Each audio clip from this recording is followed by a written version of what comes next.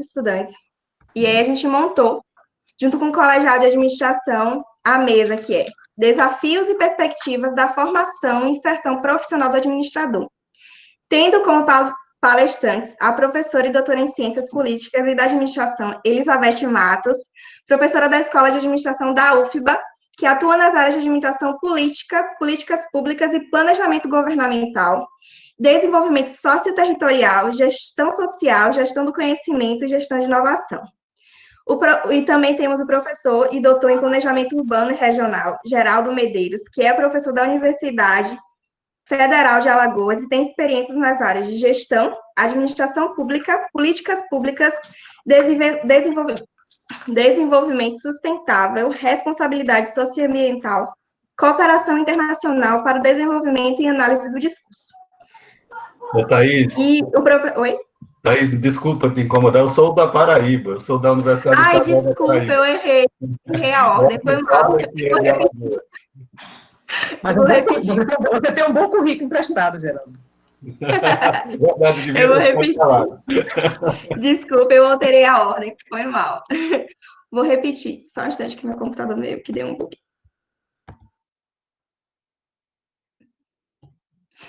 Nossa. Vou falar de novo. O professor, doutor em Planejamento Urbano e Regional, Geraldo Medeiros, que é professor da Universidade Estadual de Paraíba, tá certo agora? Atua na área de Economia Política e Administração Política, principalmente nas áreas temáticas, políticas públicas, gestão e financiamento da saúde e gestão da educação, correto? O professor Dr. Paulo Everton Mota Simões, que possui doutorado em administração e é atualmente professor da Universidade Federal de Alagoas e tem experiência na área de gestão, administração pública, políticas públicas, desenvolvimento sustentável, responsabilidade socioambiental, cooperação internacional para o desenvolvimento e análise do discurso. Como vocês podem ver, a gente tem um time de especialistas na área.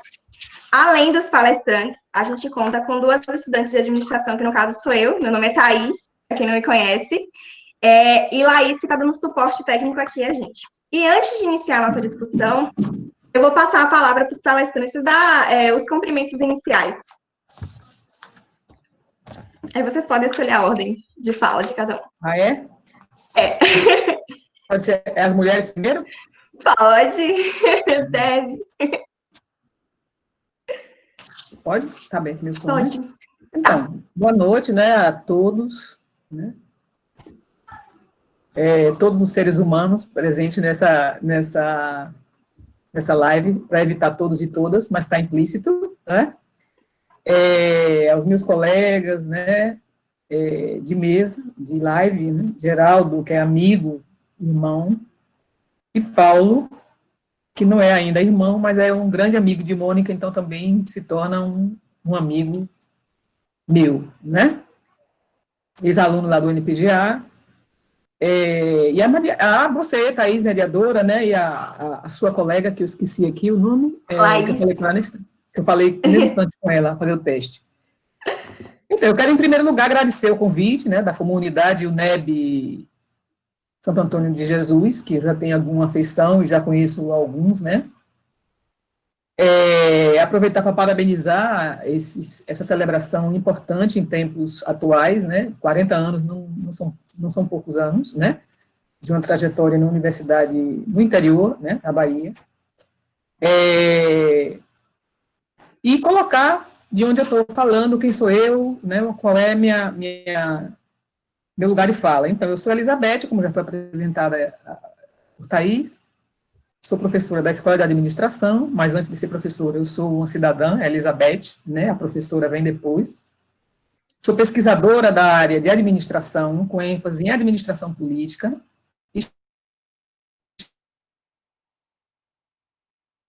Estudo temas que vão ser muito importantes, etimologia, ontologia, teoria, administração.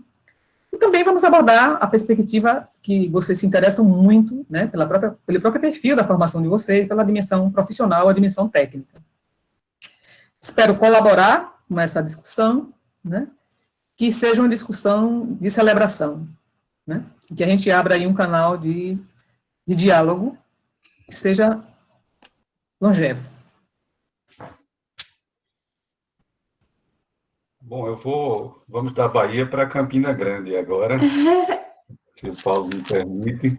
Bom, primeiro agradecer a Mônica pelo convite, para mim sempre um convite honroso, para mim sempre muito bom estar nesse círculo, e quando eu falo no círculo, falo da administração política, que me conquistou desde 2011, né? E me conquistou e mudou muito da minha vida, ao ponto de fazer uma tese sobre a administração política da saúde. Então, quero agradecer muitíssimo, agradecer e parabenizar vocês aí pela comemoração, e para mim é um motivo de muita alegria estar nessa festa. Muita alegria também rever minha amiga, a professora Beth, amiga, mas também uma referência tão importante, né? Eu leio, cito o tempo todo, e revê-la sempre é muito bom, professora. Conhecer também Paulo, o colega Paulo, muito bom conhecê-lo. Eu estou aqui falando de Campina Grande, eu já falei, né, que sou de Campina, terra do maior São João do mundo. A gente já teve um pessoal da administração política aqui várias vezes em Campina Grande, dançando forró aqui. No ano que vem, quando esse negócio passar, estão convidados, venham para Campina Grande, vale a pena. Então, quero dizer isso, eu sou professor da Universidade Estadual da Paraíba, sou economista, mestre em economia pela UFPB e doutor em planejamento urbano e regional pela UFRJ. Sou professor da UFPB desde o século passado, desde 1999, e tenho trabalhado com gestão da saúde e, mais recentemente, com gestão da educação. Sou conselheiro do Conselho Estadual de Educação daqui da Paraíba. Então, venho trabalhando nessas linhas aí. Enfim, agradecer, prazer conhecê-la, Thaís, também. Obrigado. Obrigada. Bom, então sou eu. Todos me ouvem bem? Ouve, Thaís? Sim. Primeiro, eu quero agradecer, né, a Mônica e a Thaís pelo convite. É um prazer estar aqui ao lado do professor Geraldo, que eu acabei de conhecer, mas a professora Beth, que também já foi minha professora, já conheço há um certo tempo, a convite da Mônica, que também é minha amiga, e feliz porque, mais uma vez, eu estou interagindo com a UNEB, né? Eu não recuso o convite quando ele vem da UNEB, porque a primeira universidade pública que eu dei aula na vida foi a UNEB, ainda como professor substituto. Eu ensinei no campus de Serrinha e um semestre em Irecê, ambos cursos de administração. Então, assim, eu tenho um carinho muito grande pela UNEB, pelos colegas que tive na UNEB, né? E até hoje ainda tenho relação, então eu queria agradecer muito, para mim é uma satisfação muito grande estar aqui hoje com vocês. A minha trajetória, eu hoje falo de Salvador, né, porque eu dou aula na UFAL, mas eu sou baiano, e nessa pandemia, então, eu estou aqui em Salvador esse tempo todo.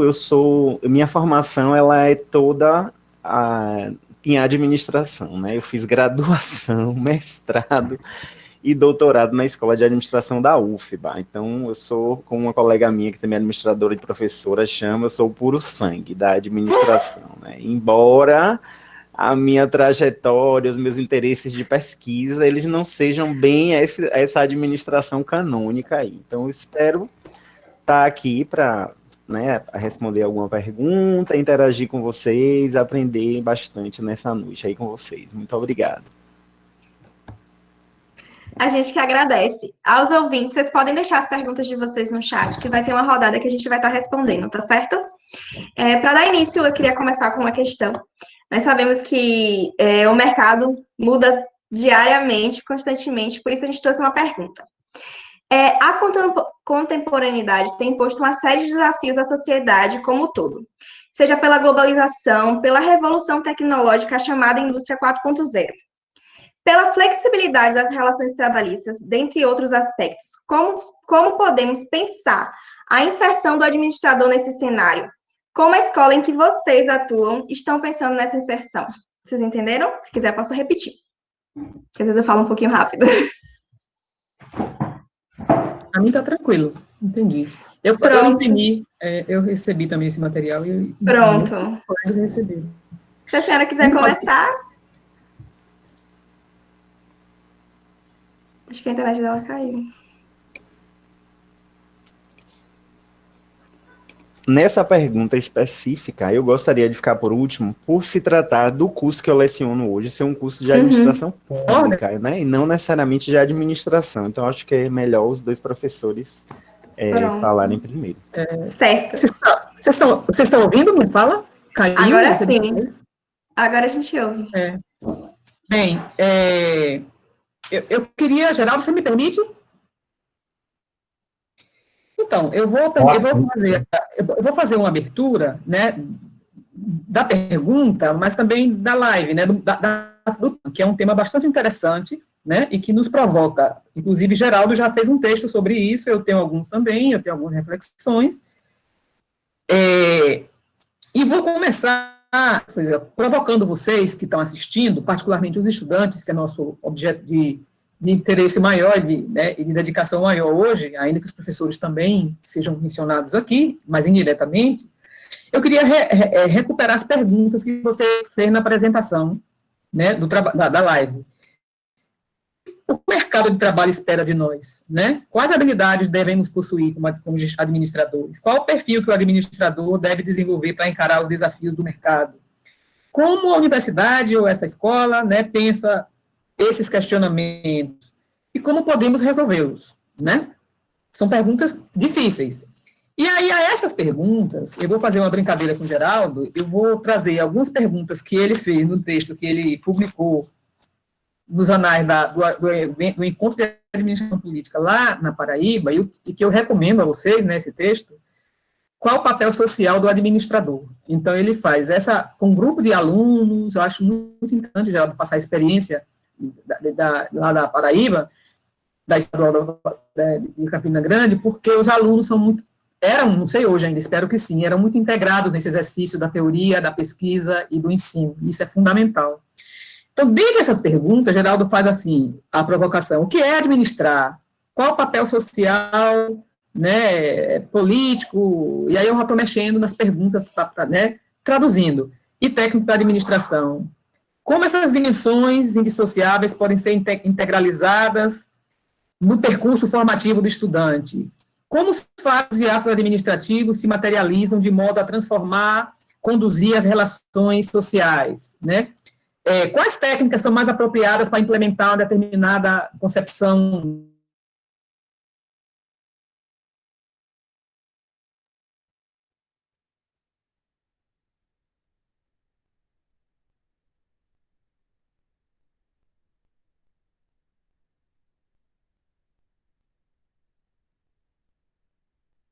Seja ela pública, privada ou social, né? Qual o papel, né? Ou seja, qual o papel da instituição ou das instituições, particularmente as públicas, nesse processo? Vocês perguntam no início. Qual o papel do estudante no seu processo de aprendizagem? Porque eu já vou antecipando aqui que a escolha de vocês pelo curso de administração vai exigir que vocês tenham um autoestudo, um esforço de autoestudo extraordinário. Ninguém aprende, me parece, nenhuma profissão, nem medicina, nem engenharia, nenhuma, mas como a gente está falando de administração, eu vou citar essa, ou seja, não se forma um administrador só em sala de aula. Então, a formação de um administrador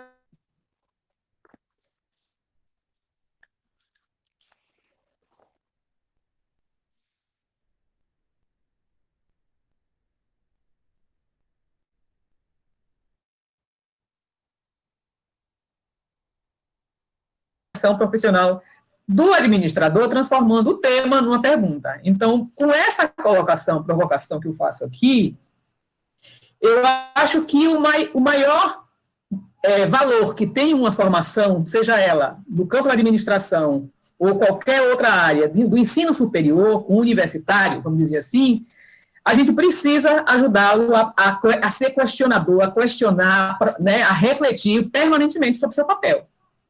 Porque o campo da administração, ou qualquer outro campo, mas vamos tocar no nosso em particular, está sujeito ou está subordinado a mudanças permanentes das relações sociais. Tá certo? E aí eu queria de novo, homenagear Geraldo, não é porque eu gosto demais dele, não, é porque o tema que vocês estão me provocando, né, aqui, E o local da universidade, de vocês três, né, de Thaís, de Mônica e da UNEB em si, o campus de Santo Antônio de Jesus, a UFAL, o campus de Arapiraca, onde Paulo está localizado, e Campina Grande, todas são universidades do interior. E não é o interior qualquer, é o interior do Nordeste. Tá? Então, eu acho que tudo que a gente, todas as reflexões que a gente fizer aqui, elas devem considerar que o papel central da formação do administrador é promover desenvolvimento territorial, é promover, né, essa descentralização da formação universitária no Brasil, principalmente, que sempre esteve localizada nas capitais, particularmente nas capitais do Sudeste. Então, como é que a gente, né, chega nessa posição? Então, para isso, para vocês entenderem onde é que a gente está situado. O texto de Geraldo, que eu estou citando, ele faz referência à evolução da criação dos cursos de administração no Brasil. Aí ele toma como referência a Escola Superior de Negócios, chamada ESAM, que hoje me parece que é a FEI, vinculada aos jesuítas, né, aos padres jesuítas, que foi criada em 1941. A seguinte é a FEA da USP, foi criada em 46. Em 52 foi criada a EBAP, a pública, de administração pública da FGV do Rio de Janeiro, criada por Getúlio Vargas, a Fundação Getúlio Vargas, por isso se chama assim. Em 54, a GV foi criada em São Paulo para fazer um curso chamado EASP, que é a administração de empresa, e que hoje também tem pública. Em 59, entra a gente, da Escola de Administração. Então, a gente foi criada em 1959. Não é, ou seja, 61 anos vamos fazer. É bastante tempo. A UNEB, segundo a Mônica me informou, eu não sei se é o campus de Santo Antônio ou é a UNEB em si, tem 22 anos. Foi criado o curso de vocês, ou o curso de administração da UNEB, em 1998. Diante desses números, desses dados aí, históricos, a gente vai observar que a criação da administração científica, né, a administração científica, que é fundamental até hoje para a formação de vocês, ela emerge ali com Taylor em 1911. Então, 1911 no Brasil, 1941, a criação do primeiro curso, há uma defasagem. O curso que o Brasil se inspira para criar o primeiro curso aqui na ESAM foi inspirado em Harvard, que criou o primeiro curso de management, o business, né, em 1908. Então, os Estados Unidos criou o primeiro curso antes de Taylor criar a teoria da administração científica. Pra vocês terem uma ideia. O Brasil só vai regulamentar a profissão de vocês de administrador quando é mesmo, em 65. Depois de que todos esses cursos que eu falei foram criados. Eu esqueci aqui a URGS, do Rio Grande do Sul, porque eu esqueci o ano. Mas alguém pode me ajudar aí a ver quando é que a URGS foi criada, porque ela é uma referência, Paulo, na área de administração pública. É a UFBA da Bahia, a Escola de Administração da Bahia, a EBAP do Rio de Janeiro e a URGS, foram as grandes referências de administração pública no Brasil.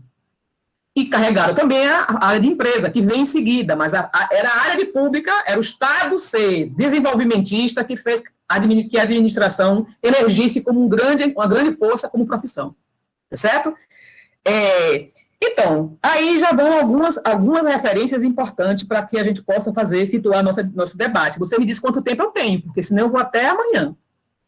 Tá certo? Você me dá um sinal aí, me tira da tela, me bota no mudo.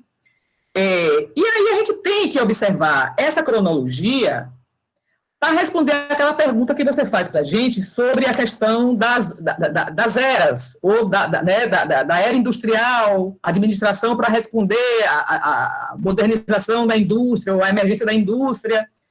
Depois vem a era do conhecimento, né, toda essa 4.0, agora a gente já está em outro ponto aí, não sei se é 5.0, 6.0, que é a era do conhecimento, né, ou das TICs, né, hoje já temos outras inovações.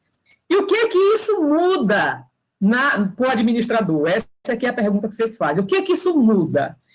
Muda muito e não muda muito. Essa é a novidade que eu trago aqui para a gente debater daqui a pouco. Aí eu vou parar um pouco minha fala para deixar os colegas falarem. Muda muito por quê? Porque entre a era da indústria, né, as revoluções industriais, no caso brasileiro, a gente só foi até a segunda, Revolução Industrial feita por Vargas, nos anos 40, Depois os militares completaram junto com o JK, fechamos ali nos anos 79 o modelo de industrialização brasileiro. Ficamos aí.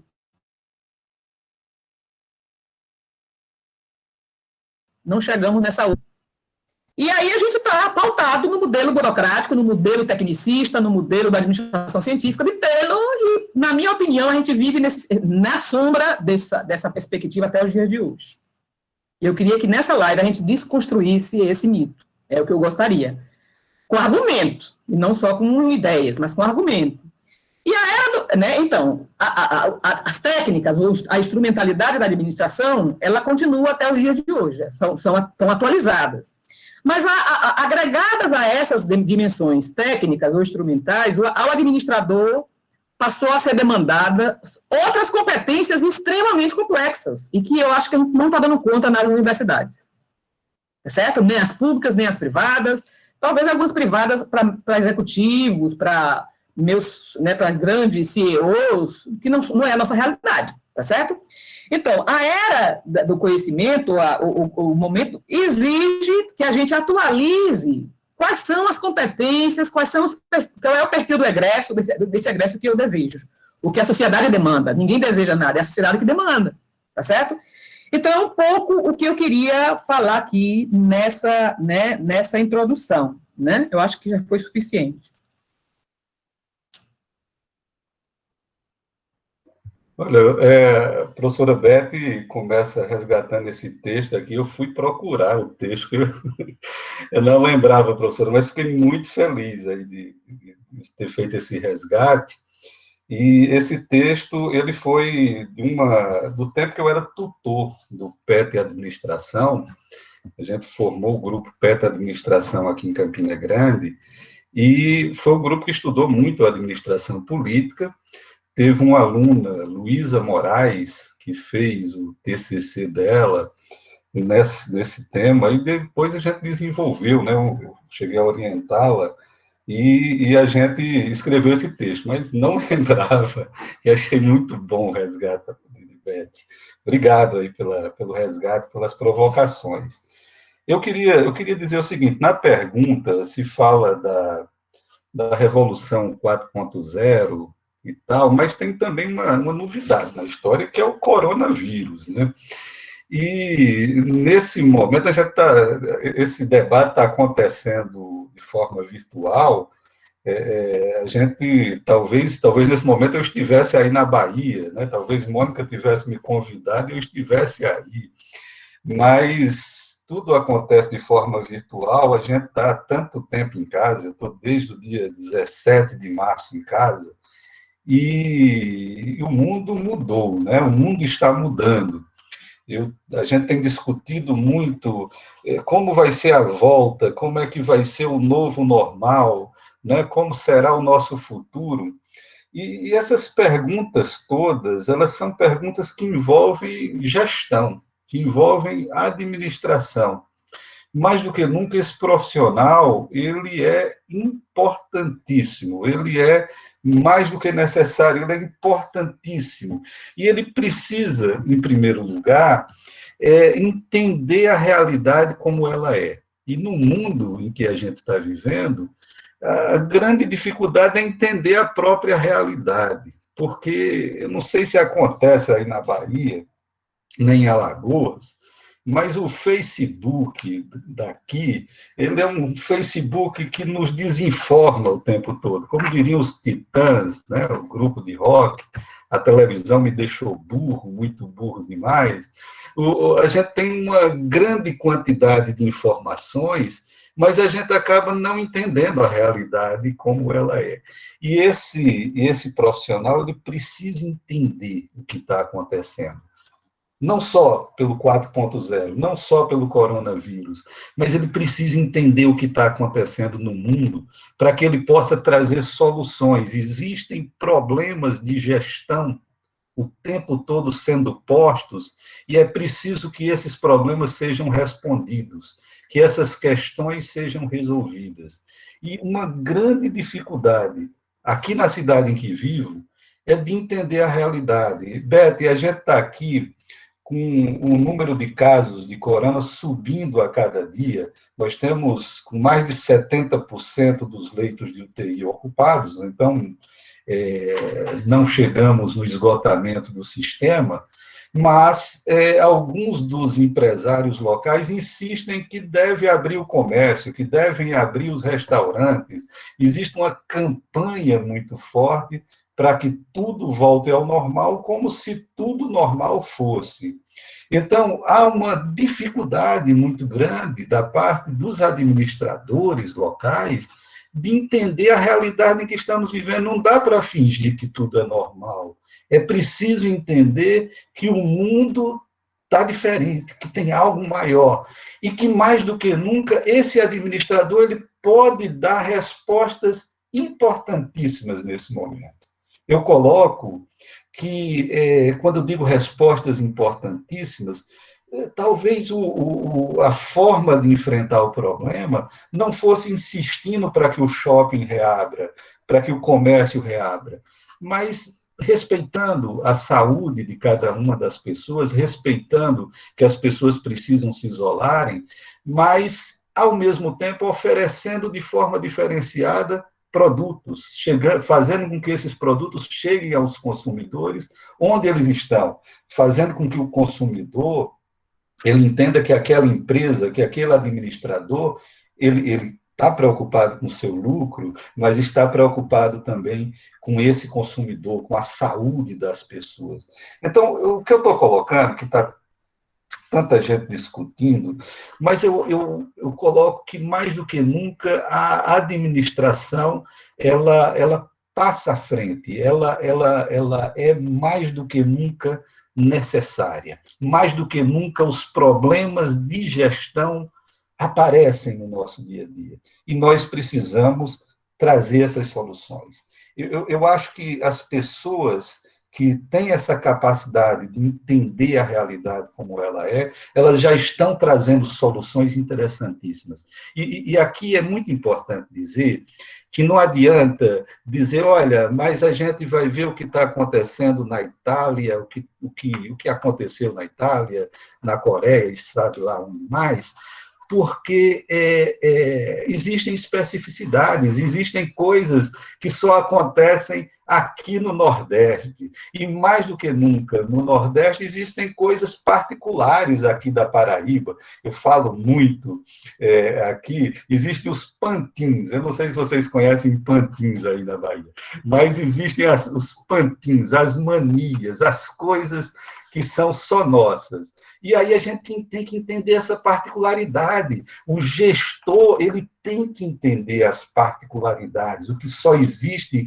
em determinados lugares. Então, é fundamental que a gente tenha esse gestor antenado. E aí Beto fala algo que eu acho importantíssimo. Beto falou, o papel fundamental do administrador é trazer desenvolvimento.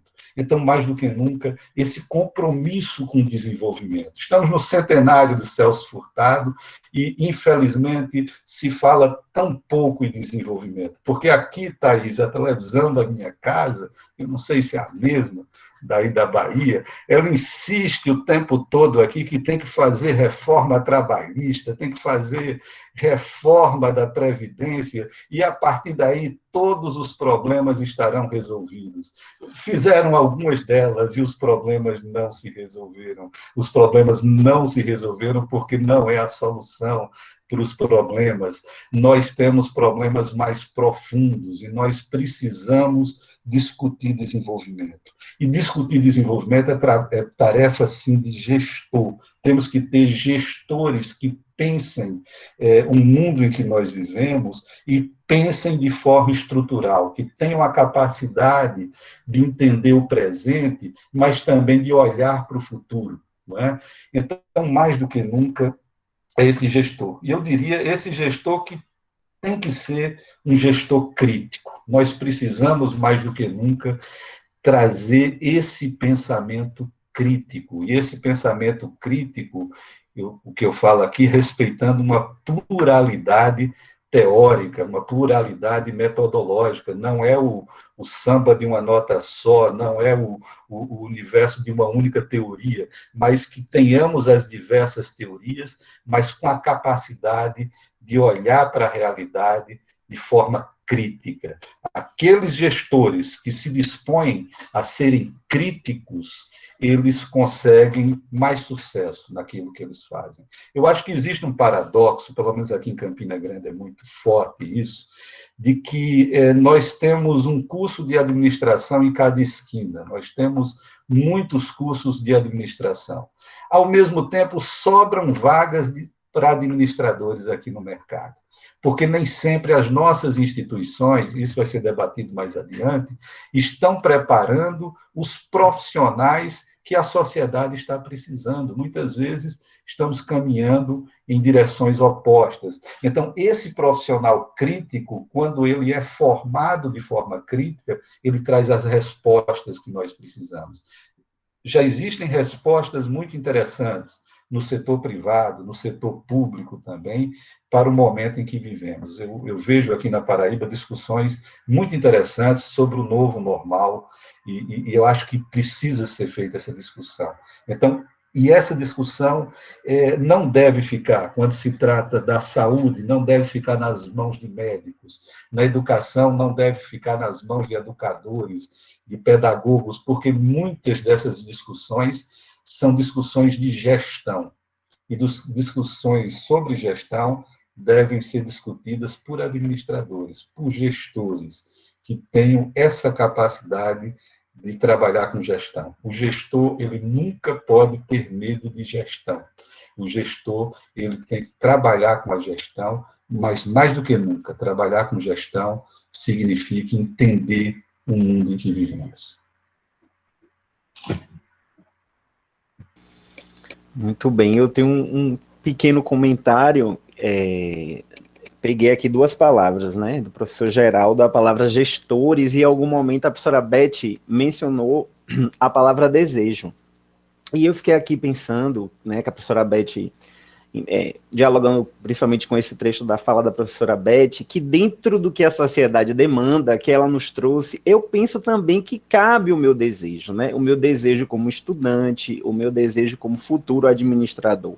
Eu sei que a gente se adapta, né, busca atender, né, a essa demanda do mercado, porque afinal a gente precisa se incluir, a gente precisa trabalhar, mas eu penso que vocês podem refletir também sobre o desejo que vocês têm na escolha da profissão, ou talvez nem tenha sido uma escolha orientada pelo desejo, mas uma vez dentro dessa formação, né, dentro desse campo, que você possa encontrar um lugar que você ache que ele caiba a você como futuro administrador. Então, acho que deveríamos nos perguntar, por exemplo, o que é que eu gostaria de fazer nessa profissão? Em qual dessas áreas funcionais que eu vou entrar em contato ao longo da minha formação, eu penso que eu posso atuar, né? Se é na área da gestão de pessoas, nas finanças, na área de logística, só para ficar aqui em 3 exemplos. E, por exemplo, em qual enclave social? A gente tem a formação do administrador, ela é tão ampla que ela possibilita que você encontre uma oportunidade de trabalho, seja no Estado, né, em alguma das 3 esferas, seja no mercado, nas organizações do chamado terceiro setor, ONGs, associações, cooperativas, o próprio tão famigerado, né, empreendedorismo, que coloca o sujeito na condição de um empreendedor de si mesmo. Então, eu penso que em quais desses lugares o sujeito acredita que ele vai ter sentido no trabalho, né? E por que eu estou fazendo essas provocações? Pensando na minha própria trajetória, eu sou formado em administração, eu fui um estudante que fui para a administração e a gente dava muita risada no começo do curso, que a maioria das pessoas iam para a administração porque não sabiam o que ia fazer. E era um curso assim, que nos primeiros semestres a gente aprendia diferentes disciplinas e lá vai a gente, caminhando para o meio do curso e meio sem saber o que ia fazer. Eu tive a sorte de estudar em uma universidade, em um curso que deu muitas possibilidades. Então, como eu me encontrei dentro da administração, eu nunca me preparei para atender uma demanda do mercado. Pelo contrário, a minha trajetória ela é diferente porque eu sempre busquei, uma vez que a minha família não tinha como me pagar uma formação, e naquela época a universidade privada era caríssima, não existia esses financiamentos e toda essa facilidade que a gente tem hoje, então na minha cabeça eu tinha, ou eu passo na universidade pública, ou eu não vou poder estudar, vou ter que trabalhar e ver o que é que eu vou fazer na minha vida. Então, foi o curso que eu passei, na época eu fiz um pré-vestibular, era um curso muito elogiado, eu conheci a estrutura, fui para uma palestra na escola de administração, conheci a estrutura, me encantei com o lugar, e lá fui eu estudar administração. Só que lá pelas tantas, eu tinha uma profunda recusa a estar nesse lugar, como uma pessoa que ia se formar para atender os ditames do mercado. Isso para mim era muito incômodo, eu não queria estar aí.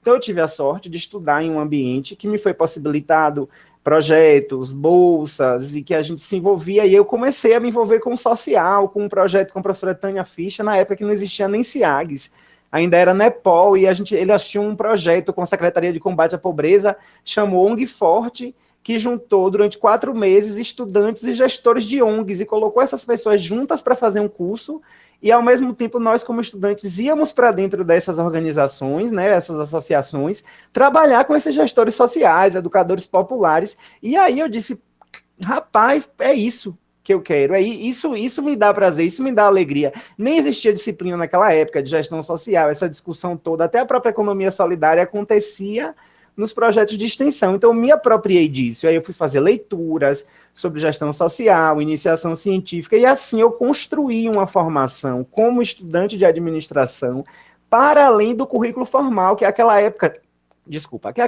não tinha. Então, ou seja, eu passei por uma formação da universidade inteira sem estudar essas disciplinas que eu gostava. Aí eu fiquei ali estudando as disciplinas de um currículo formal para ter um título, mas, na verdade, a formação que orientou toda a minha trajetória profissional, ela foi construída nos espaços de pesquisa, nos projetos de extensão, na relação com a comunidade no estágio. Depois eu estagiei em ONG, enfim. Minha trajetória profissional, ela sempre passou pelo movimento social, pelas ONGs. Em um momento eu fui trabalhar em uma empresa, mas trabalhei na área de responsabilidade social, implementando um grande programa de projetos sociais, e dessa empresa eu saí, fui fazer doutorado, dei aula na UNEB como substituto, depois passei nesse concurso aqui, que eu estou em Alagoas. Mas por que eu quero colocar isso para vocês? Porque eu acho que vocês devem se provocar para pensar, ok, vocês estão num curso de administração, existem muitas possibilidades, e possibilidades amplas para contribuir com esse lugar do desenvolvimento e para você exercer, ainda que seja o seu papel de gestor. Então, eu deixo essa provocação, principalmente coloco isso no lugar de que eu sou um exemplo disso, que há aí dentro de tudo isso um lugar de desejo que você pode buscar, apesar de todas as dificuldades, compatibilizar ele com sua formação e o seu desejo de atuar como administrador.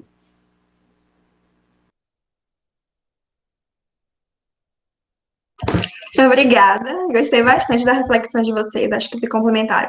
Principalmente do professor Paulo, dessa questão do aluno se posicionar na sua trajetória, né? Porque eu acho que falta muito, pelo menos da vivência que eu tenho na universidade, do estudante ir além da sala de aula, de buscar, ir para fora, e entender qual é seu papel no mercado e o que é que ele quer realmente fazer, e qual o valor que ele vai agregar para a sociedade. Continuando nessa reflexão, eu queria perguntar para vocês, como vocês avaliam o que está sendo ensinado nas escolas de administração? Esses ensinamentos são suficientes para nos preparar para os desafios impostos pela atualidade?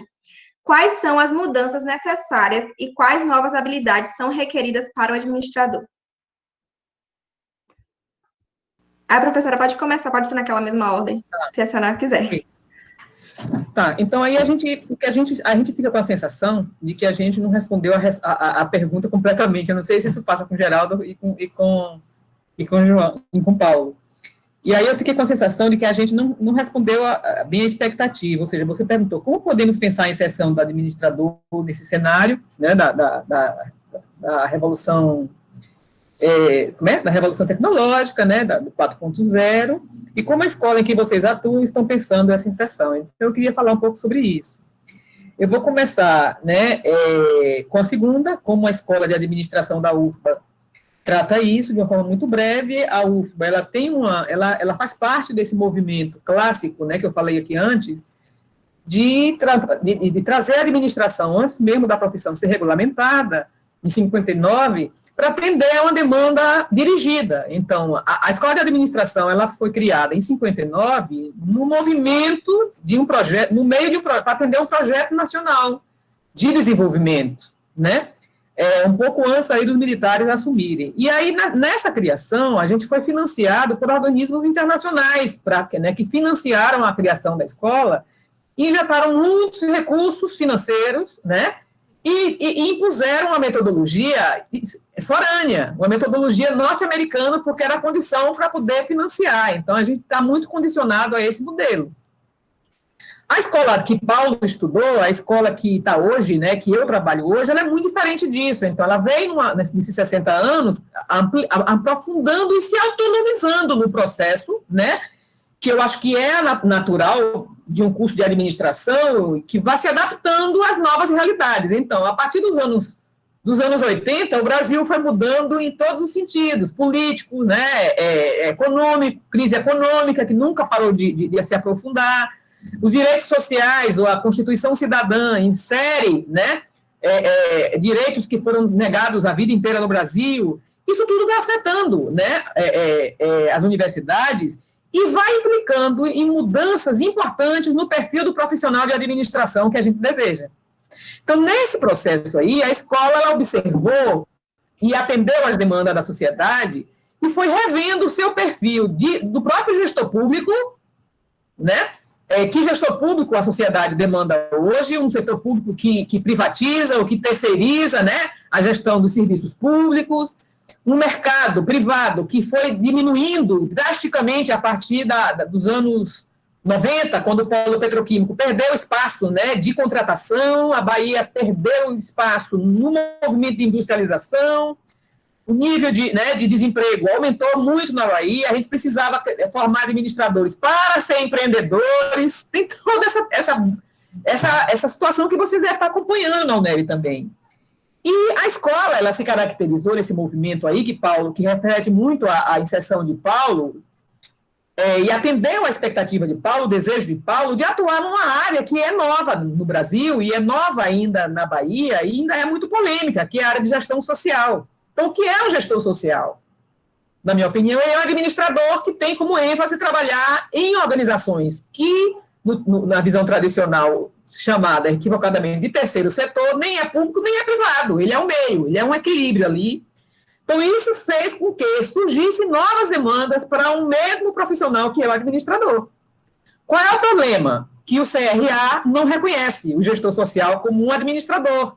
Reconhece o administrador público e o administrador de empresa. O que significa? Que a gente está atrasado em termos de regulamentação, em termos de, né, formalismo, mas a sociedade demanda esse profissional. Então, aí você já fique aí com esse olhar para ver, já que vocês estão num curso genérico, um curso que é administração, me parece, aí na UNEB, e que cabe essas reflexões. Então, a gente tem hoje uma escola que é diversa, que aceita, com todas as polêmicas que a gente tem no nosso corpo docente e discente, a gente aceita a diversidade no campo da administração. É um campo que se manifesta, como o Geraldo colocou, em diversos níveis. Hoje, a demanda maior do administrador para resolver, ou solucionar, ou conduzir o novo normal, que eu não sei qual vai ser, ninguém sabe, quem souber fica milionário, é a administração pública e a administração social, porque o setor privado está pedindo ajuda, por amor de Deus, Estado, por amor de Deus, me financie de novo, e está perdida sem saber como fazer, está observando e colocando no Estado com a maior expectativa de solução. E o Estado brasileiro, vocês estão acompanhando, está sem saber o que fazer, então a gente está perdido nisso aí. Então eu observo que, eu imagino que os currículos de vocês e os nossos vão ter que se adaptar a essa nova realidade. Né? O que é que esse administrador vai ser desafiado a partir de agora? Muita coisa, eu concordo com o Geraldo disso. Então, a outra pergunta que vocês fizeram foi como podemos pensar a inserção do administrador nesse novo cenário que converge com essa pergunta que você fez aí agora. Então, o Geraldo falou algo muito importante, né? A gestão ganha relevância. Então, é preciso ter um profissional que desenvolva competências que ele citou claramente, ser um administrador crítico, ser um profissional crítico. Aí eu pergunto a vocês, para vocês perguntarem a Geraldo, o que é ser um administrador crítico? Como formar um administrador crítico? E aí a gente vai discutindo aqui um pouco sobre essa perspectiva, que é interessante, né? O mais importante que Geraldo trouxe não é a resposta que a gente vai querer, a gente precisa questionar. Se a gente souber fazer boas questões, a gente consegue encontrar a resposta sozinho, ou conduzir que meu departamento, que meu colegiado, tá certo? Consiga inovar. Então, essa pergunta de Geraldo é crucial. O que é ser um profissional crítico? Né? Um administrador crítico. E aí, Paulo traz uma coisa muito interessante, que eu não tinha notado que eu tinha falado isso, mas devo ter falado, porque a gente fica assim nessa loucura. Do desejo, né? Eu falei eu lembro que eu provoquei vocês, qual é, de fato, o papel que vocês estão exercendo de autoestudo, de autodisciplina, para ser um universitário, para ser um profissional universitário. Então, o que é que eu disse? Não esperem só da universidade, porque ela não vai lhe dar régua e compasso. Ela mal pode dar régua, ou mal o compasso, mas os dois juntos não vai dar. Então, você vai ter que criar aí seus mecanismos de como ser um bom profissional. Mas o mais importante que eu acho que Paulo trouxe na fala dele é a perspectiva do educar, né? Ele trouxe uma expressão aí que da autoeducação, da gestão do que é que eu quero ser, do meu desejo de ser. E aí ele falou, eu busquei o caminho de ser professor. Eu tive essa felicidade de entrar na universidade que me permitiu, por ser tão diversa, me permitiu experimentar. Ele experimentou, fora do currículo. Então, o currículo, a extensão e as atividades complementares são curricularizadas hoje. Na época de Paulo não era. Paulo fez sozinho. Vocês hoje têm essa salvação aí, está na lei, pelo menos na UFBA. Todo mundo a extensão tem que ser curricularizada. Toda atividade acadêmica, toda disciplina, todo curso tem que ter atividade na sociedade, para poder, né, fazer a liga entre o que eu estudo em sala de aula e o que eu vou, de fato, correlacionar na sociedade, já respondendo em parte o que o Geraldo provocou, para que eu tenha a capacidade de analisar e interpretar os contextos, que mudam todo dia, mudam os contextos, seja com vírus invisível, seja pela competitividade, seja pelos conflitos, seja pela guerra. Então, a gente está sujeito a mudanças continuadas, permanentes, tá certo? Então, aí eu provoco vocês aqui a pensar, será que o papel do administrador, para além da instrumentalidade, para além do pensamento crítico, que são fundamentais, também não é educar? O administrador, quando ele é um bom gestor, ele não educa os indivíduos, ele não educa os seus coordenados, os seus liderados, né? Os seus supervisionados, os seus fornecedores, os seus compradores. Então, o papel do administrador, para mim, também é educativo. Se ele quer transformar, se ele quer promover desenvolvimento, se ele quer melhorar a sua relação com o seu chefe, com o seu patrão, ele precisa pensar nessa perspectiva. Como é que eu posso ser um educador? Então, aí a palavra educação, ou educar, ganha uma dimensão abstrata, uma dimensão mais ampla, tá certo?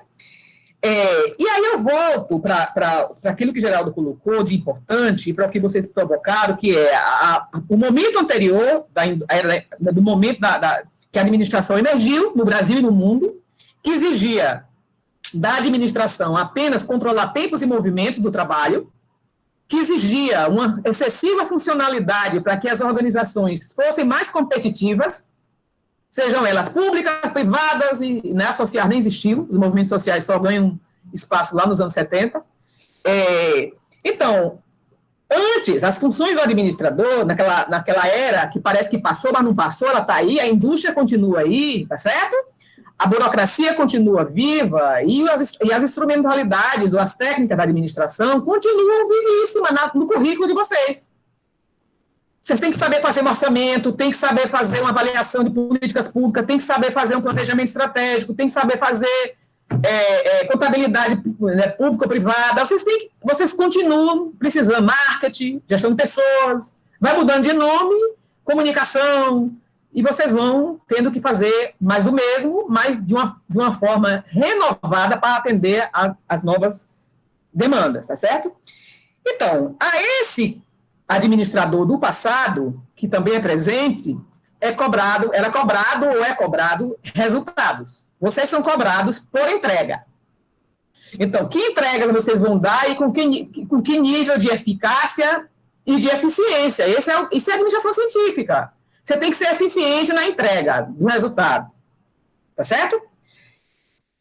Aí eu pergunto, com a revolução tecnológica do 4.0, o que é que muda com as TICs? Muda tudo, porque o tempo e o espaço mudou completamente. A gente está aqui na Paraíba, a gente está aqui em Salvador, Santo Antônio de Jesus, está no Brasil inteiro, no espaço que se comunica. Então, a gente alterou, as tecnologias alteraram toda essa lógica. Se alterou, não dá mais para controlar tempos e a competitividade ou a produtividade só por controle do tempo. O tempo virou abstrato. O tempo virou uma dimensão completamente estranha para o perfil tradicional do administrador. Então, aí você tem o quê? A pergunta que não quer calar, que Geraldo coloca. Então, se só resultados não é suficiente para garantir a inserção do administrador lá em Campina Grande, que tem um curso em cada esquina, segundo Geraldo denunciou, as esquinas devem ser dos cursos privados e não das públicas, porque não estão em esquina, elas estão em outros lugares, estão em campo. Será que esses administradores de Campina Grande não estão sendo bem avaliados e estão sendo substituídos por outros profissionais que também sabem administrar? Esse é o drama da administração. Vários profissionais sabem administrar tão bem e, em alguns casos, melhor que o administrador formado em administração. Esse é um grande desafio para vocês. E que o currículo tem que ajudar a refletir sobre isso. Por que um psicólogo é melhor gestor de pessoas do que o administrador? Por que o engenheiro é melhor do que o administrador para fazer logística? E trabalhar com uma série de gestão da produção, uma série de coisas, com estatística, métrica, etc, etc. E aí você vai vendo que a gente vai, né, precisando de redefinir a nossa identidade enquanto profissional e enquanto formação, né? Aí eu pergunto, ou seja, se só os resultados não são importantes para esse novo tempo da Revolução 4.0, se a entrega não é importante, que outras competências eu preciso desenvolver para ser esse profissional crítico e analítico que Geraldo coloca? Eu preciso, agora, eu sou desafiado a não ser mais reprodutor de processos ou de métodos. Eu preciso conduzir e liderar processos. Muda completamente. Como é que eu conduzo e lidero negócios? Eu preciso ter outras competências. Eu preciso, principalmente, ou seja, identificar, né, que negócios são viáveis. Vocês podem ser desafiados hoje a fazer análise de mercado. Isso é uma em que não se forma qualquer um para fazer isso. Os economistas ganham de 10 a 0 na gente nisso. Tem 1000 empresas aí de economistas que fazem isso, que é uma função do administrador. Então, o que é que a gente faz para identificar a oportunidade de negócio? Olha o contexto, vê se quais são as oportunidades e quais são as ameaças, que é base do planejamento estratégico. Então, desenvolver competências em pensar estratégias e táticas para operacionalizar instrumentos é que dá a liga do que o Geraldo coloca aí como um administrador crítico, né? Então, você tem que conhecer o contexto, né? Quem são os atores que interferem nesse contexto, tá? E aí eu queria chamar a atenção para vocês também que muitas vezes você está nessa sociedade 4.0 com essas demandas novas todas que exigem um administrador que leia a realidade de uma forma rápida e inteligente, isso é que é ser crítico, mas, ao mesmo tempo, exige que esse administrador operacionalize, esteja no cotidiano rapidamente, para poder fazer a transformação que a organização e a sociedade e o Estado precisam. Então, é um administrador que tem um pensamento crítico, que precisa se abstrair, ter a capacidade de abstração da realidade, trabalhar com o mundo das ideias e depois correr para a prática para aplicar essa prática. Imagina que profissão extraordinária. Eu concordo plenamente com o Geraldo. Eu não sou administradora de formação, eu sou historiadora, por isso que eu falo muito. Né? Desculpa. É porque a gente tem que encerrar. É porque a gente tem que encerrar 8h30, porque tem outra mesa. Agora aí o colega... Desculpa. Não, amor, é natural. Eu queria que você tivesse feito isso antes. Viu? Tudo bem. Mas para mim, todo o tempo que houver, para mim é pouco, para ouvir a Isabel. Já acabou? Meu Deus! Muito bom, muito bom. Muito bom ouvir, professora Beth. Eu acho que muita coisa que ela fala é tão importante, tão bom.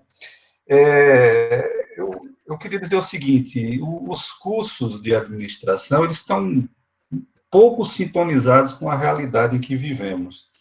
Muitas vezes se vê cursos que são criados a partir de quase um pacote, cursos que se você tiver aí na Bahia, tiver em Campina Grande, tiver em Mossoró, tiver em qualquer lugar, é o mesmo curso, trabalhado com as mesmas disciplinas, com as mesmas análises. Então, mais do que nunca, os cursos, e aqui eu volto a falar o que a professora Beth falou na primeira fala dela, eles têm que estar vinculados, sintonizados com o desenvolvimento.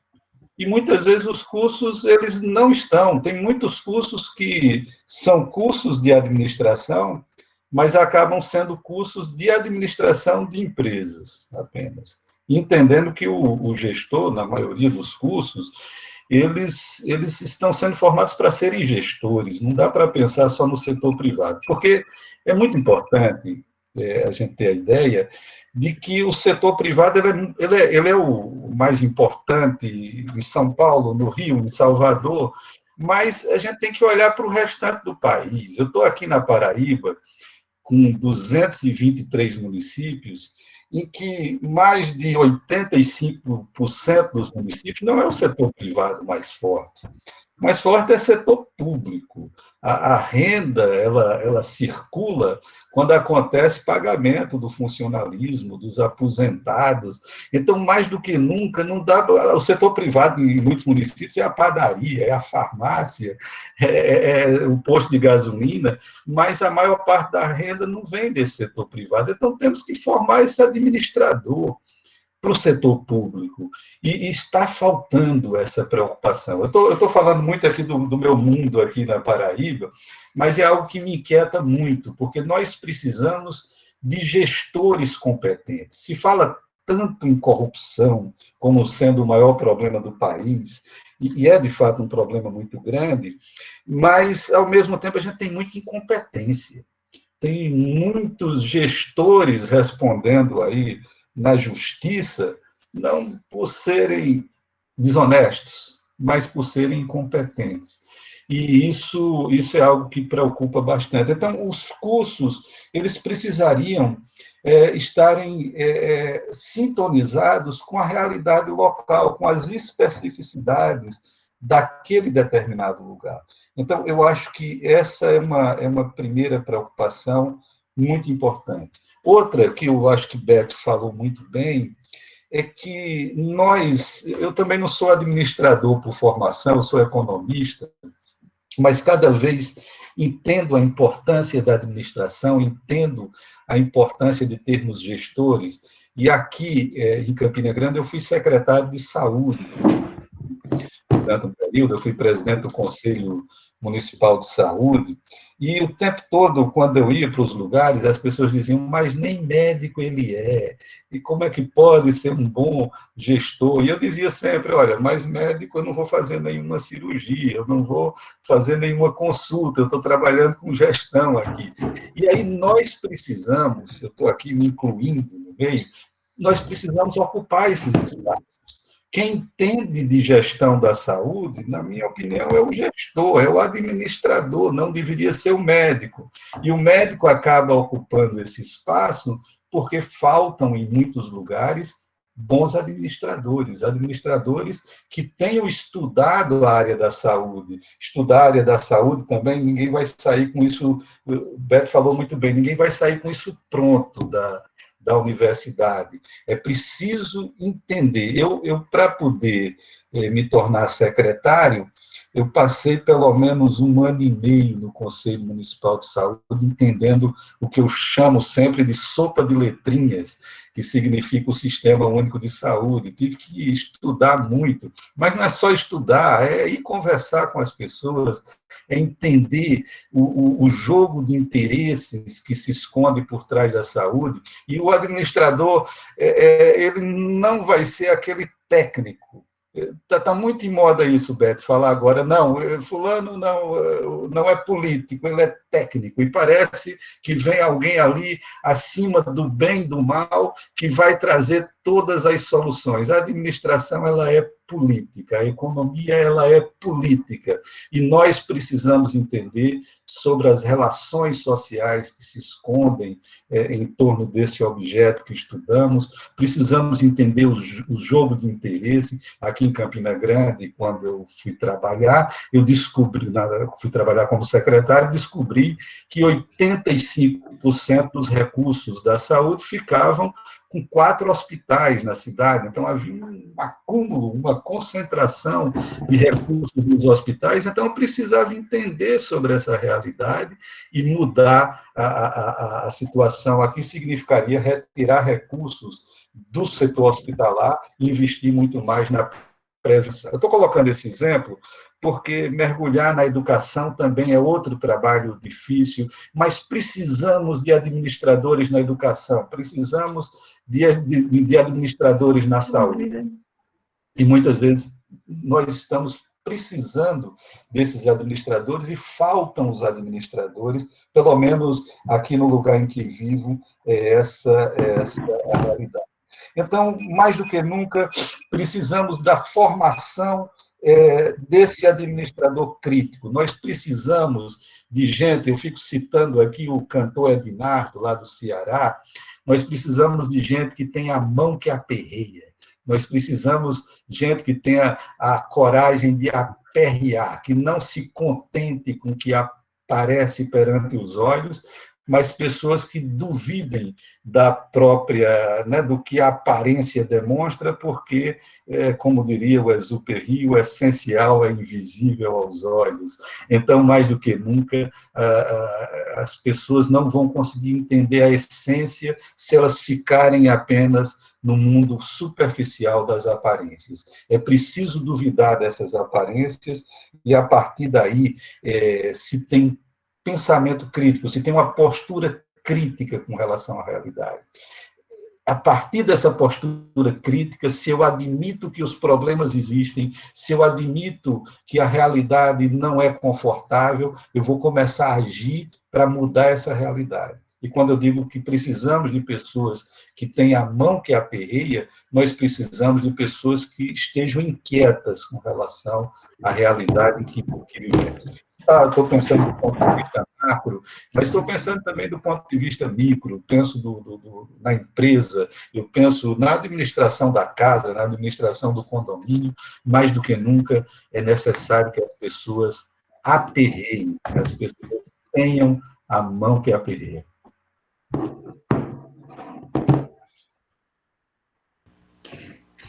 Eu agora. Eu não conheci hoje o professor Geraldo, eu estou achando aqui incrível, porque o que ele traz é justamente o que eu tenho para dizer, né, como contribuição dessa pergunta aí. Eu fiz uma sistematização aqui, e eu vou precisar dar uma olhada, porque eu acabo me perdendo, eu gosto sempre de sistematizar. Antes eu queria mandar um abraço, porque aqui no chat o Reube Araújo, né, ele falou aqui de mim, porque ele é valentense também como eu.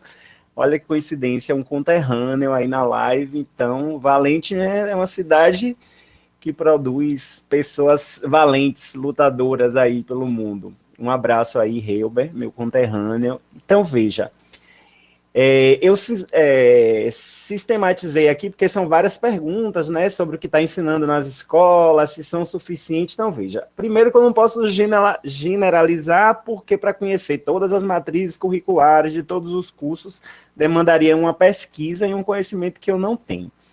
Mas eu considero também que, por melhor que seja a formação, por melhor que sejam os professores, por mais estruturada que seja a universidade, esse processo que a gente passa de formação nunca vai ser suficiente para dar conta dessa realidade, porque essa realidade ela vai sempre exigir mais de nós, ela vai sempre nos colocar desafios, ela vai sempre nos incomodar, vai sempre nos apresentar novas experiências. Entretanto, eu percebo que, ao olhar para a formação do administrador, há uma predominância, né, de uma racionalidade instrumental, dessa razão e tecnologia colocada num lugar de dominação da natureza e da sociedade, esse movimento de submissão de meios aos fins, que acaba também por submeter a formação desses estudantes, desses profissionais, à lógica de uma sociedade que Guerreiro Ramos chamava de centrada no mercado ou mercadocêntrica. Então, a formação em administração, e a professora Beth muito bem fez aí esse resgate, né, mostrando a época de criação das universidades, a influência norte-americana. Então, ou seja, a escola mesmo de administração da UFBA, que ela mencionou que foi criada em 1959, foi fruto de um convênio, né, entre o Brasil e os Estados Unidos. Quer dizer, que estrutura toda essa ideia que, por mais que o tempo tenha passado e que houve modificação, ela em essência, dentro dela tem algo ali que vem do modelo da sociedade americana. Essas disciplinas, muita ênfase, né, em cálculos utilitários de resultados, a meu ver, desconsiderando muitas vezes, apesar de ainda ter uma disciplina ou outra que fale, a dimensão da ética, o que, para mim, legitima, né, uma competição permanente, abuso de poder e exploração nas organizações. Eu penso que é preciso abrir espaços para essa ideia de reflexividade e criticidade no ensino de administração, que inclusive tem um artigo muito legal, que eu até já usei com meus alunos, que chama Reflexividade e Criticidade no Ensino da Administração, que o sobrenome dos autores um é Copel, que o outro é Boeira, não lembro o nome, só lembro dos sobrenomes deles. Essas disciplinas, muitas delas dão ênfase, né, a disciplinas funcionais, metodologias gerenciais, enfim. Muitas vezes, muitos cursos, a meu ver, eles formam o administrador como um mero espectador da realidade organizacional. Isso aqui, eu acho que exemplos mais práticos, né, de atitudes mais objetivas, a professora Beth levantou aí. Eu acho que todas elas dialogam com a minha fala e vêm de uma maneira muito objetiva, né, se somar isso que eu estou dizendo aqui. Então, já falei que essa influência desse modelo norte-americano gera um tipo específico de administração que preza pela eficácia, pela eficiência, pela maximização dos resultados, e o que é complicado, e tem um autor chamado Vincent de Goulejar, um livro que eu tenho aqui, chamado Gestão como Doença Social, que ele vai criticar essa ideia da administração se pretender política e ideologicamente neutra, né, muitas vezes, e fazer com que a gente esteja, como o professor Geraldo falou aí, atrás dessa cortina, dessa roupa da técnica, mas tudo é político, tudo é posicionamento, todo mundo tem lado, né, não existe essa ideia de neutralidade. Então eu penso que é uma formação que ainda está muito voltada para atender o status quo, para o qual um administrador desprovido de capacidade crítico-reflexiva, ele é muito mais útil para o sistema. Então, para que formar? Aí a gente pode pensar, principalmente nas universidades privadas, que são, antes de tudo, uma empresa. Como é que uma empresa capitalista, ainda mais agora que a maioria delas pertence a grandes conglomerados de educação internacionais, vão se ocupar em formar um estudante com capacidade crítico-reflexiva? Se não formos nós nas universidades públicas, quem fará esse papel? Acho ainda que se precisa valorizar novas fundamentações, eu estou chamando aqui filosóficas e epistemológicas, mas eu acho que a professora Beth pode falar disso melhor do que eu, porque ela estuda isso há bem mais tempo, e que eu vejo, por exemplo, sendo feita com as discussões sobre a administração política.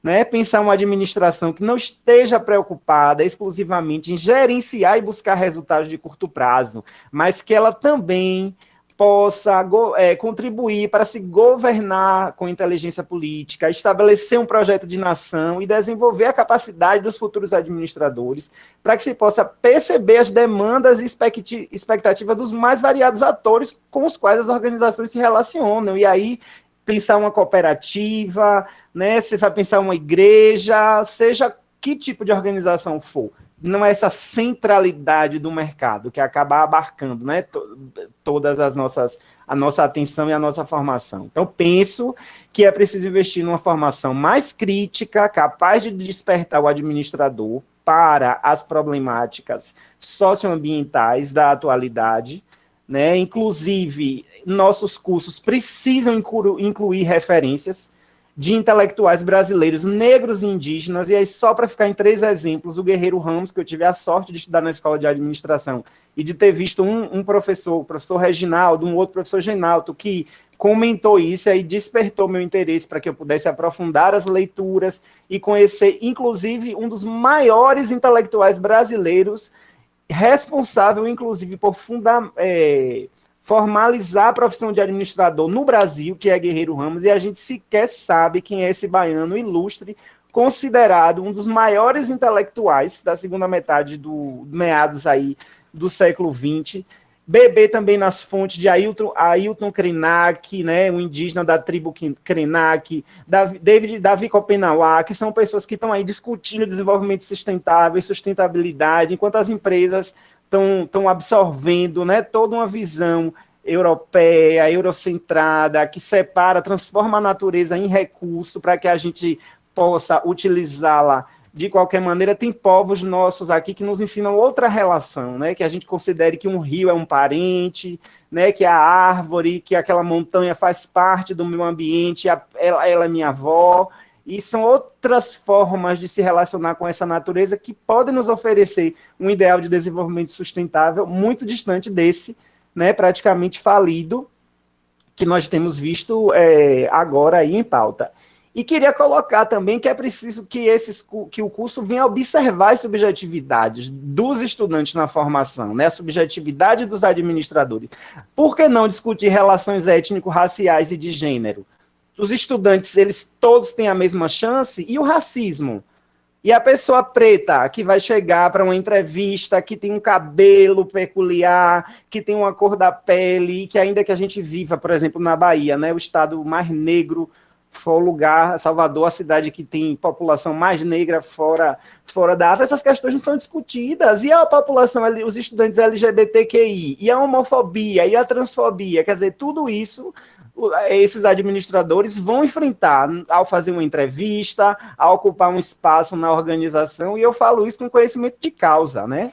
Porque sou homossexual e tenho a minha trajetória, principalmente num lugar como o da administração, que a gente sabe que envolve diversidade de preconceitos. E aí eu pergunto, nós estamos preparando nossos estudantes para entender esses processos, para saber se posicionar, se proteger e se preparar para enxergar essa diversidade dentro das organizações? Então, acho que são algumas provocações para a gente pensar aí o curso de administração. Obrigado. Eu que agradeço e já faço uma sugestão para a professora Mônica, para a senhora fazer outra live dessa, que eu acho 1h30 muito pouco para tanto conhecimento. Eu vou escolher uma pergunta e peço para que vocês sejam rápidos, por favor, e já peço desculpa, mas é porque 8h30 tem outra mesa. Antes de fazer a pergunta, para o pessoal que está perguntando no chat qual é a palavra-chave, é habilidades. Tem uma pergunta da Alessandra Trindade. O que podemos esperar da profissão de administrador de empresas? Qual será seu espaço e para quais os desafios esse profissional deve estar preparado no futuro?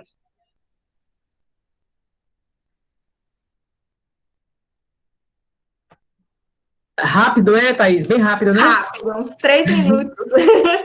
Uma pergunta dessa você quer que seja rápida, mas eu vou tentar contribuir. É um professor, né, que fez a pergunta? Alessandra Trindade. Eu não sei se ela é professora. Alessandra, o que eu queria colocar aqui? Que esse administrador, mesmo sendo de empresa, a gente tem ainda também muito, né, há um debate, há um paradoxo, há um conflito, digamos ali, latente entre as duas áreas. Na minha opinião, na opinião da administração política, as 3 dimensões, sociedade, Estado e mercado, estão interligadas. Está tudo junto e combinado, ainda que a gente precise assumir esses compromissos que Paulo colocou, que é a inclusão, tá certo? Isso sim. Mas quando você observa, a primeira a questão que eu coloco para os alunos é: o aluno que trabalha em empresa, ou o aluno que trabalha em pública ou em gestão social, precisa pensar criticamente, precisa saber pensar e saber agir, saber atuar como administrador. O que significa pensar como administrador numa organização de empresa, né? Ou corporativa? Ele precisa saber, primeiro, pensar como é que se comporta o mercado. A primeira pergunta é: o que é o mercado? Como ele se conforma?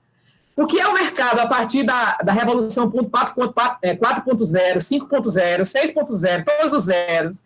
Então, esse profissional ele vai ser demandado de uma forma abstrata também. Então, ele tem que pensar, articular o mundo das ideias, como é que eu penso esse mercado, o que é competitividade hoje, o que é aumentar a produtividade, o que é alcançar a eficiência hoje, incluindo aí a pandemia, né? Então, acho que há espaço hoje para os 3 segmentos de administração: o privado, o público e o social. Acho que esse administrador, acho que o administrador, se for bem formado, se ele considerar esses aspectos que nós apontamos aqui, para mim e para o professor Reginaldo, que é nosso mentor, né, Geraldo, é a profissão que consegue integrar essas dimensões todas. Ele consegue articular a economia, consegue articular a engenharia, consegue articular a saúde. Então, o administrador, se ele se ver, se ele se identificar como esse profissional amplo, né, e com múltiplas responsabilidades e compromissos sociais e também de entrega de resultado, ele consegue seu espaço no mercado de trabalho. Eu acho que a administração ela não está em crise enquanto inserção profissional. Eu acho que o administrador tem espaço tem sobra de vaga lá em Campina Grande. Corram para lá.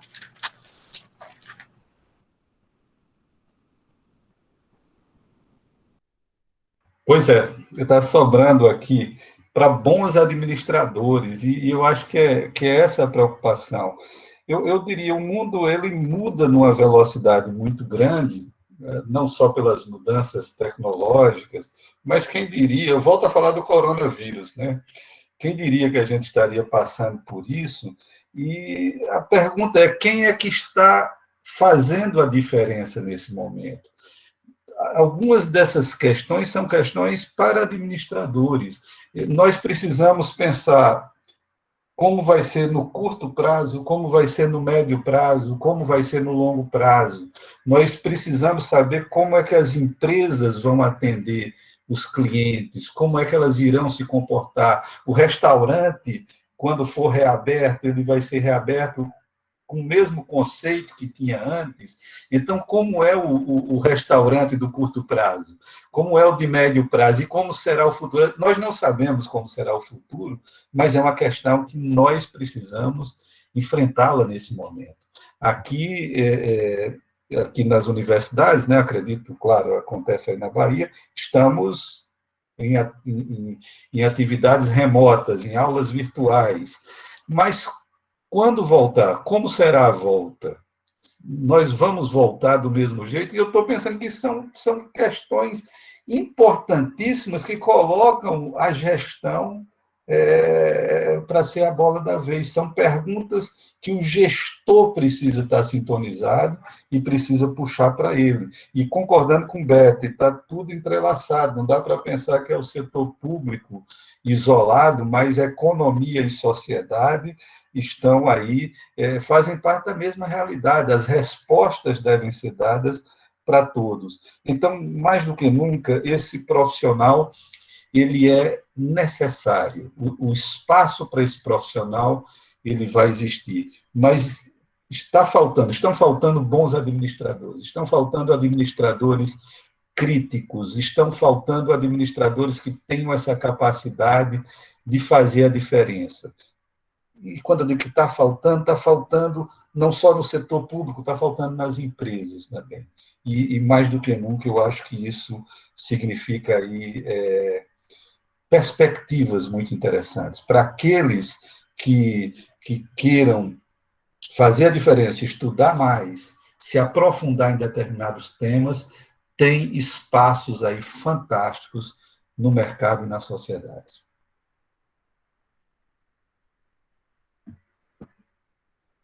Eu vou pedir licença para não responder essa pergunta e responder uma outra que eu pesquei aqui do chat, e vai ser muito rápida a minha resposta, que é da...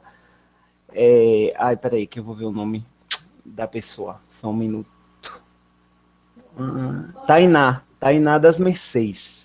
Ela me pergunta como trabalhar sobre racismo no curso de administração em uma estrutura racista que envolve o capitalismo e toda essa questão de lucro, né? Então, primeiro é pensar que essas duas categorias, racismo e capitalismo, elas estão amplamente relacionadas e que, tipo assim, elas estão postas e a gente vai fazer algo tendo em vista que isso, né, é a contingência, está aí, existe, é o cenário que nós temos hoje. Então, acho que, para começar, é importante exigir, né, que se vocês ainda não têm professores negros, que a universidade dê conta dessa diversidade, e que se vocês já têm, e esses professores, eles não se relacionam com essas discussões, e eles não assumem esses espaços, que vocês os provoquem a fazer isso.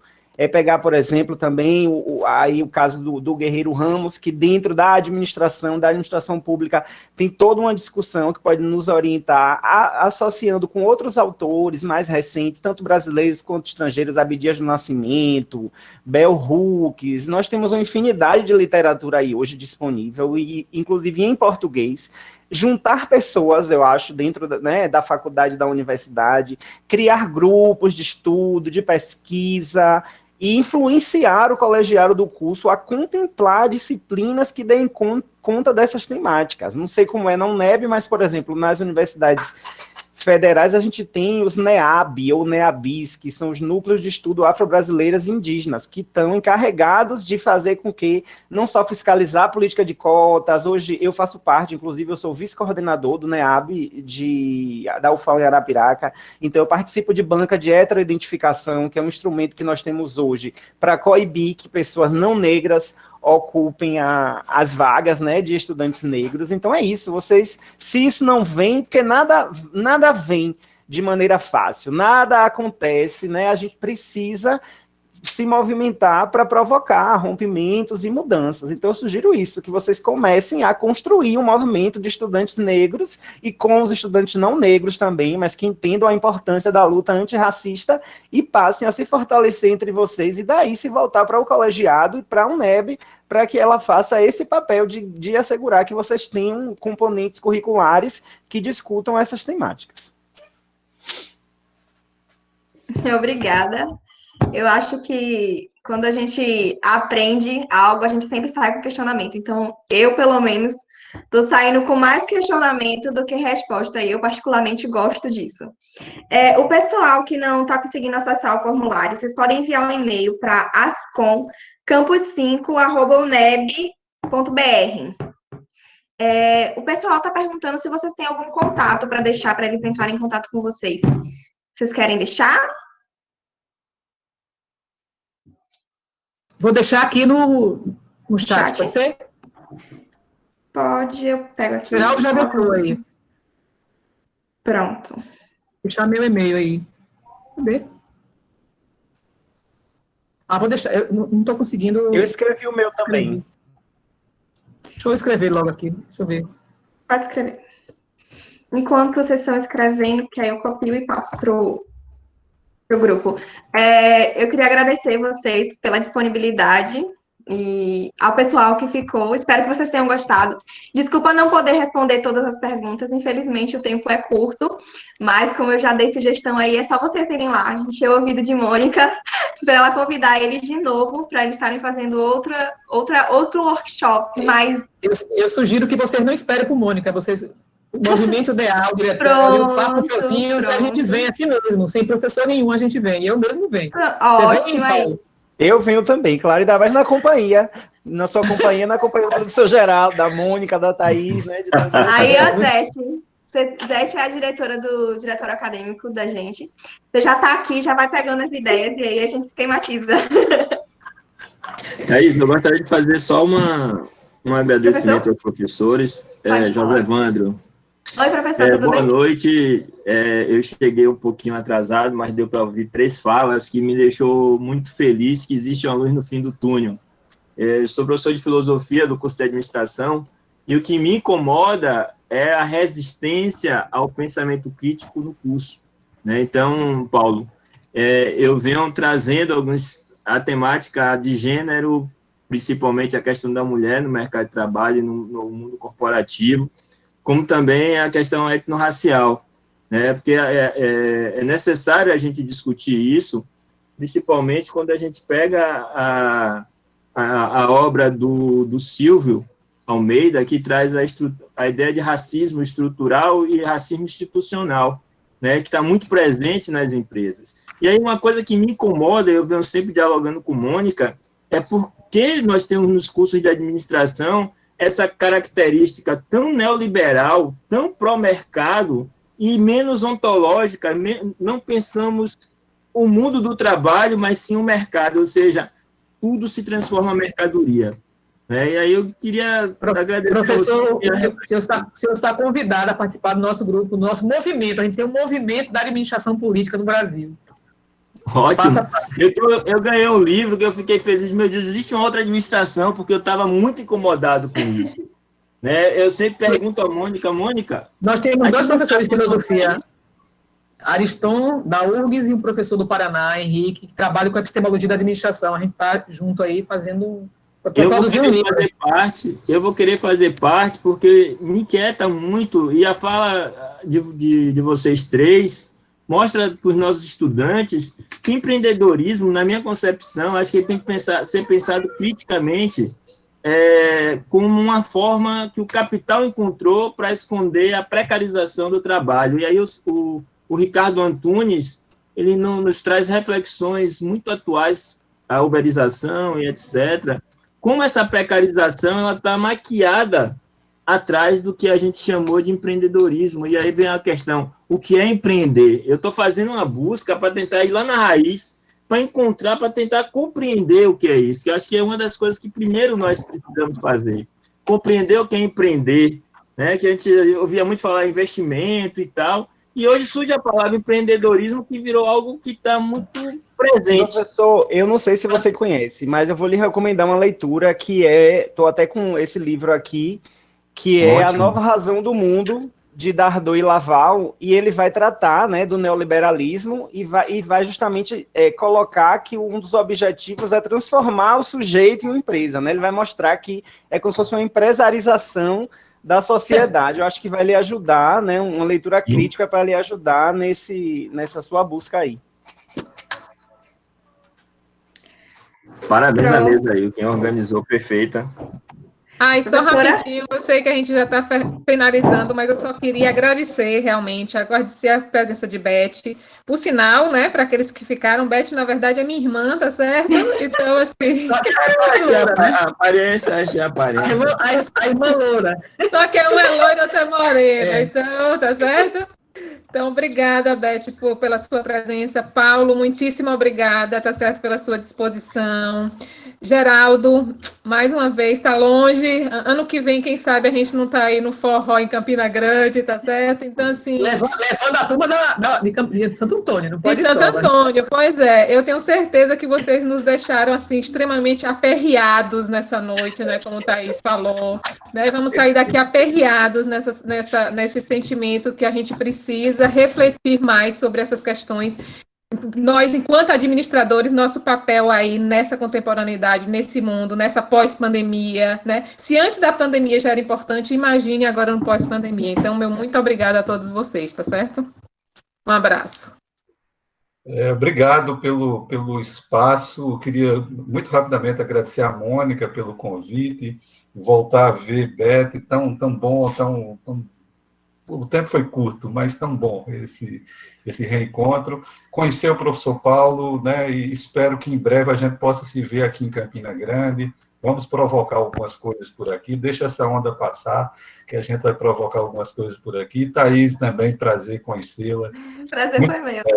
Eu estou à disposição, meio convite, já estou indo. Então, estou à disposição de vocês no momento que quiserem. Obrigado mesmo. A gente que agradece. Muito obrigado, Tchau, gente. gente. Estou saindo dessa live assim, com o coração acalentado. Foi um momento muito importante, muito legal. Estou muito feliz. Obrigado a todos e todas pelo convite e pela audiência. Tchau, tchau. A gente que agradece. Tchau. Obrigada, galera. Tchau, tchau.